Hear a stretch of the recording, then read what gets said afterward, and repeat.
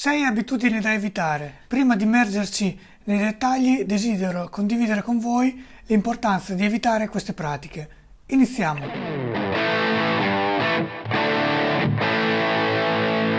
Salve a tutti, sono Mauro, il taglio della Gaudenzi Guitar. Nel corso del tempo ho costantemente ricevuto strumenti da riparare o con varie problematiche e ho notato che molti chitarristi commettono abitudini sbagliate che potrebbero portare a conseguenze anche sgradevoli. Oggi ci concentreremo su 6 di queste cattive abitudini. Scrivete nei commenti se vi riconoscete in alcune di queste abitudini o se ne avete altre da aggiungere. Se trovate questi consigli utili vi invito a lasciare un like e iscrivervi al nostro canale. Ma ora cominciamo con la lista delle abitudini da evitare.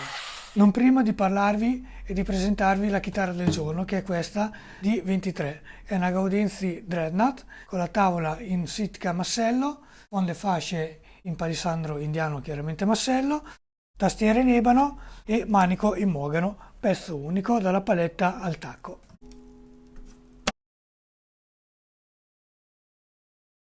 Non fare il nodo alle meccaniche quando si cambiano le corde della chitarra. Questo è un errore comune, ma esistono modi corretti per avvolgere le corde sulle meccaniche. Alcuni chitarristi possono pensare che fare un nodo alle meccaniche renda le corde più stabili, ma in realtà non è necessario. È sufficiente avvolgere le corde nella maniera corretta per ottenere una tenuta sicura. Nella descrizione di questo video troverete il link ad un video tutorial dedicato a questo argomento. È specifico per le chitarre acustiche, ma può essere utilizzato anche per le chitarre elettriche. Sarà un riferimento utile per imparare come avvolgere le corde in modo corretto. Evitare di fare il nodo alle meccaniche è importante anche per altre ragioni. Quando è il momento di sostituire la corda vecchia, può diventare difficile slegarla se è stato fatto un nodo e questo può comportare il rischio di danneggiare la vernice della paletta, magari rigandola. Quindi, per mantenere la vostra chitarra in ottime condizioni e semplificare il processo di cambio delle corde, evitate di fare il nodo alle meccaniche e imparate invece la corretta tecnica di avvolgimento delle corde. Questo vi permetterà di godere di una migliore stabilità della cordatura e di preservare la bellezza del vostro strumento. Seconda abitudine da evitare: stringere eccessivamente le meccaniche della chitarra. È un problema che capita spesso, specialmente quando notiamo che le meccaniche sembrano troppo lente e non tengono più la cordatura in modo sicuro. In questo caso la tentazione può essere quella di stringere la vite del pomello della meccanica per renderle più rigide. Tuttavia è fondamentale fare attenzione quando si stringe la vite del pomello. La ragione è che tra il pomello e l'albero della meccanica è presente una rondella bianca di plastica. Questa rondella serve a ridurre l'attrito tra il pomello e l'albero, consentendo alle meccaniche di girare agevolmente. Se si stringe la vite del pomello troppo forte, si rischia di danneggiare questa rondella. Inoltre, una volta che la rondella è danneggiata, le meccaniche potrebbero diventare più difficili da regolare e meno precise nella cordatura. Quindi, la prossima volta che avvertite il bisogno di stringere le meccaniche, fatelo con moderazione. Non è necessario stringere eccessivamente per ottenere una maggiore rigidità. Inoltre, se notate che le meccaniche sono diventate troppo lente, potrebbe essere il momento di considerare una sostituzione. Ricordatevi che una corretta manutenzione delle meccaniche è essenziale per la cordatura e la suonabilità della vostra chitarra. Quindi evitate di forzare inutilmente le viti del pomello. Terza abitudine da evitare: pulire la chitarra con prodotti casarecci. La pulizia della chitarra è un aspetto importante per mantenerla in ottime condizioni e per alcuni può essere anche un momento divertente, tuttavia è fondamentale farlo nel modo giusto. Sconsiglio vivamente l'utilizzo di prodotti di ferramenta o ancor peggio di prodotti casalinghi per pulire la vostra chitarra. La chitarra è uno strumento delicato che presenta una varietà di superfici, tra cui parti verniciate, parti in legno naturale, accessori in metallo cromato dorato e componenti elettrici. È un mix complesso di materiali che richiede attenzione. Inoltre spesso non si conosce il tipo di vernice utilizzato sulla chitarra e alcune vernici possono essere delicate e reagire male a certi prodotti chimici. I prodotti di ferramenta, anche se di ottima qualità, non sono stati testati specificamente sugli strumenti musicali e potrebbero causare danni a lungo termine. La soluzione migliore è utilizzare prodotti specifici per la pulizia delle chitarre o dei bassi. Esistono diversi prodotti appositamente formulati per questi strumenti che sono efficaci, economici e soprattutto sicuri. Svolgono il loro compito nel modo giusto e sono pensati anche per chi non ha particolari competenze o esperienza nella manutenzione degli strumenti musicali. Utilizzandoli ridurrete il rischio di danni e prolungherete la vita della vostra chitarra. Personalmente in liuteria utilizzo prodotti Dunlop. In descrizione vi lascio il link dei prodotti ed il link del video sulla pulizia della chitarra. Tuttavia, indipendentemente dal marchio o dal prodotto che volete utilizzare, l'importante è che sia un marchio affidabile che tratta strumenti musicali. Quindi ricordatevi sempre che di investire in prodotti specifici per la pulizia degli strumenti musicali. Costano poco, durano tanto e faranno la differenza nel mantenere la vostra chitarra in ottime condizioni nel tempo.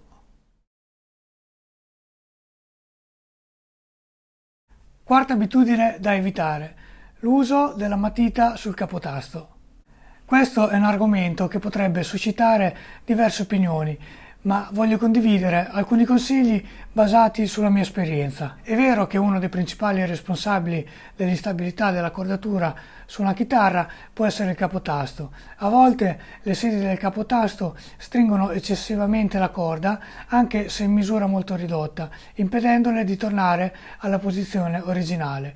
Questo può causare problemi di accordatura. Alcune persone utilizzano la matita per cospargere le sedi del capotasto con la grafite, nella speranza di ridurre l'attrito tra la corda e il capotasto. Questo può effettivamente migliorare la stabilità della cordatura, ma è importante tenere presente che nel tempo la grafite si mescolerà con lo sporco e il grasso delle mani, peggiorando la situazione. Il mio consiglio è, se si utilizza la matita, di applicare una piccola quantità direttamente sulla corda nel punto che appoggia sul capotasto. Inoltre potrebbe essere necessario farlo più spesso, specialmente se si utilizza frequentemente il tremolo. Una buona pratica è anche pulire la corda all'altezza del capotasto con un panno pulito e asciutto.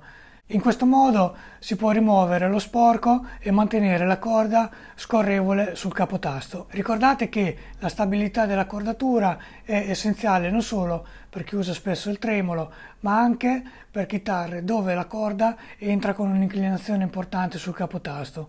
Lubrificate il capotasto in modo adeguato senza eccessi di grafite. Questo vi permetterà di ottenere il massimo dalla vostra chitarra.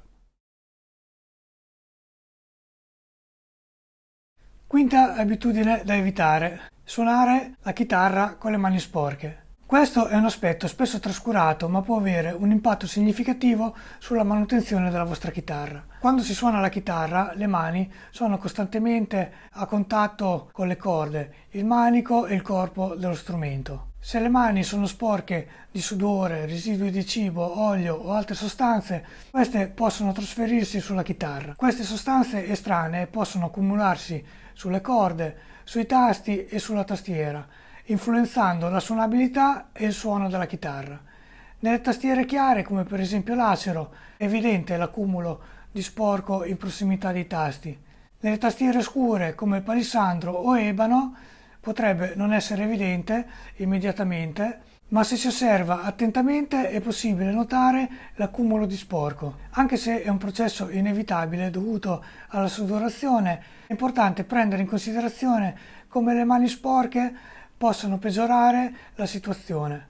Pertanto è consigliabile lavare sempre bene le mani prima di suonare la chitarra per evitare il trasferimento di sporco e sostanze indesiderate sullo strumento. Questo piccolo gesto può contribuire a preservare la vostra chitarra e a mantenerla in ottime condizioni nel tempo. Ricordatevi che anche i dettagli come la pulizia delle mani possono influire sulla durata e sulle prestazioni del vostro strumento. Sesta abitudine da evitare: appoggiare la chitarra in piedi contro il muro o su una sedia. Questo può sembrare un gesto innocente, ma nasconde un potenziale pericolo per la vostra chitarra. Se la chitarra ha la palletta inclinata, come quelle delle chitarre acustiche, classiche o stile Gibson, esiste il rischio che possa cadere e spezzarsi. Non è necessario che un impatto diretto colpisca la paletta stessa, ma l'urto unito alla tensione delle corde può portare alla sua rottura. A volte sotto le meccaniche possono nascondersi microcrepe nel legno o in corrispondenza delle viti delle meccaniche stesse, che, quando sollecitate da un urto, possono portare alla frattura della paletta. Questo rischio è particolarmente elevato nelle chitarre acustiche, dove la tensione delle corde è davvero alta. Inoltre nelle chitarre come le Gibson, con il manico in mogano, il punto tra il manico e la paletta è particolarmente fragile a causa dello scavo per l'accesso al trussrod. In questa zona, essendo un pezzo unico di legno, la fibra può interrompersi a causa del taglio inclinato della paletta. Al contrario, i manici in acero, che sono realizzati in un legno più duro, e le palette dritte, come quelle stile strato, non sono soggetti a questo tipo di problema, o perlomeno è rarissimo. Quindi ricordatevi sempre di prendere precauzioni. Un buon reggichitarra è un piccolo investimento che può preservare la vostra chitarra dalla rottura della paletta. Comunque, se dovesse succedere, si può riparare, ma per quanto sia fatto bene l'intervento, la frattura si vedrà sempre. Sarà poi un problema se in futuro si vorrà vendere lo strumento. Eccoci giunti alla fine di questo video in cui abbiamo esaminato 6 cattive abitudini da evitare quando si tratta di prendersi cura della vostra chitarra. Spero che questi suggerimenti vi siano stati utili e che abbiate preso come preservare la vostra chitarra in modo corretto. Ricordate che, anche se alcuni di questi consigli possono sembrare scontati per alcuni, questi errori si verificano più spesso di quanto si possa pensare. Quindi, anche se alcuni concetti possono sembrare basilari, è fondamentale essere consapevoli di come la manutenzione inadeguata possa influenzare la vostra chitarra. Vi invito a condividere le vostre esperienze e le vostre domande nei commenti. Se vi è piaciuto questo video e desiderate vedere più contenuti simili, non dimenticatevi di lasciare un like e di iscrivervi al canale. Inoltre, nella descrizione di questo video troverete i link ai prodotti specifici che ho menzionato durante il video, che possono aiutarvi nelle manutenzioni della chitarra. Ringrazio tutti voi per aver seguito questo video, un saluto a tutti, ciao!